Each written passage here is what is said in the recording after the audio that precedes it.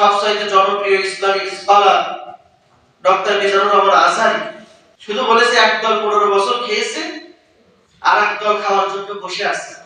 এই কথা বলেছে তাই লেগে গেছে। তোমরা যদি না খাও, তোমরা যদি বসেই না থাকো, তাহলে তোমাদের লাগবে কেন? দল কি শুধু একটা আছে নাকি আরো দল আছে? দল কি একটা নাকি আরো দল আছে? তার বিরুদ্ধে বিভিন্ন ভাবে লিখছে, মানুষ কথা বলছে। গুনাহগার তুমি হচ্ছ, সে হচ্ছে না, তার জনপ্রিয় আরো বাড়ছে। দেখেন আল্লাহ দেখার তাওফিক দান করুন। তো ইনি গত শুক্রবারে যশোরে আলোচনা করলো, আমরা গেছিলাম, তবে আমরা কাছ থেকে দেখতে পারিনি, দুঃখজনক বিষয়।